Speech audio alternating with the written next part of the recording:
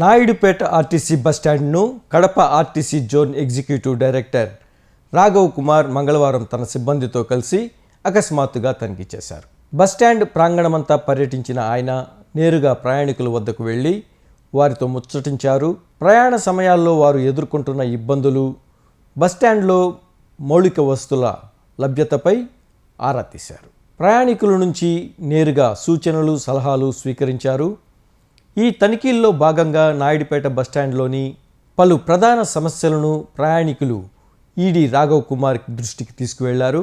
RTC bus stand ప్రాంగణాన్ని సగానికి పైగా cargo service సరుకులతో ఆక్రమించేయడం వల్ల ప్రయాణికులు కూర్చోవడానికి, నడవడానికి తీవ్ర ఇబ్బందిగా మారిందని నిలదీశారు. అదేవిధంగా బస్టాండ్ ఆవరణలో పురుషులు మూత్ర విసర్జన చేయడానికి సరైన వసతి లేదని, అందువల్ల కొంత స్థలాన్ని కేటాయించాలని వారు కోరారు. నాయుడుపేట ఆర్టీసీ బస్టాండ్ను Kadapa RTC zone executive director Raghav Kumar మంగళవారం తన సిబ్బందితో కలిసి అకస్మాత్తుగా తనిఖీ చేశారు.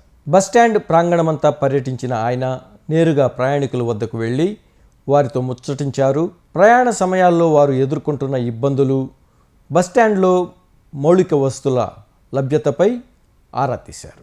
ప్రయాణికుల నుంచి నేరుగా సూచనలు, సలహాలు స్వీకరించారు. ఈ తనిఖీల్లో భాగంగా నాయుడుపేట బస్టాండ్లోని పలు ప్రధాన సమస్యలను ప్రయాణికులు ఈడీ రాఘవ్ కుమార్ దృష్టికి తీసుకువెళ్లారు. ఆర్టీసీ బస్టాండ్ ప్రాంగణాన్ని సగానికి పైగా కార్గో సర్వీస్ సరుకులతో ఆక్రమించేయడం వల్ల ప్రయాణికులు కూర్చోవడానికి, నడవడానికి తీవ్ర ఇబ్బందిగా మారిందని నిలదీశారు. అదేవిధంగా బస్టాండ్ ఆవరణలో పురుషులు మూత్ర విసర్జన చేయడానికి సరైన వసతి లేదని, అందువల్ల కొంత స్థలాన్ని కేటాయించాలని వారు కోరారు. కడప జోన్ ఎగ్జిక్యూటివ్ డైరెక్టర్గా ఈ కడపలో ఉన్నటువంటి 51 డిపోస్లో కూడా ప్రయాణికులకి అవసరమైనటువంటి సదుపాయాలు ఏ విధంగా ఏర్పాటు చేయాలి, బస్ స్టేషన్స్లో కానీ లేకపోతే మా సర్వీసెస్ ఆపరేట్ చేయడంలో కానివ్వండి, ఇతరత్ర వారికి ఉన్నటువంటి సూచనలు, సలహాలు మేము వాటి ఫీడ్బ్యాక్ తీసుకుని ఇంకా మెరుగైనటువంటి సర్వీసులు ప్రయాణికులకు ఎలా అందించాలి అనేటువంటి భాగంలో అన్ని డిపోలను, బస్ స్టేషన్లను మేము పరిశీలించడం జరుగుతుందండి.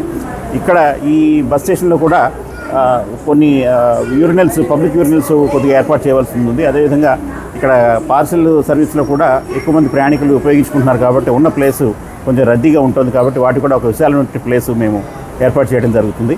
అదేవిధంగా అన్ని బస్ స్టేషన్లో కూడా ప్రయాణికుల సౌకర్యార్థం వారికి అవసరమైనటువంటి మంచినీటి సదుపాయం కానీ, టాయిలెట్ సదుపాయం కానివ్వండి, అదేవిధంగా వారు కూర్చోవడానికి సౌకర్యవంతంగా ఉండేటువంటి కుర్చీలు ఏర్పాటు చేయడం, అదేవిధంగా ఫ్యాన్లన్నీ పనిచేస్తున్నాయి లేదా ఇతరత్ర ఇంకా వారికి ప్రయాణానికి సంబంధించినటువంటి వారి ఇంటి దగ్గర నుంచి బయలుదేరి వాళ్ళ గమ్యస్థానం క్షేమంగా చేరుకునే వరకు కూడా వారు అబ్జర్వ్ చేసినటువంటి వారు ఇచ్చేటువంటి ఫీడ్బ్యాక్ని దృష్టిలో పెట్టుకుని ఇంకా ప్రయాణికులకి మెరుగైనటువంటి వసతులు ఏ విధంగా అందించాలి అనేటువంటి ప్రయత్నం కంటిన్యూస్గా ఆర్టీసీ తరఫున జరుగుతోందండి.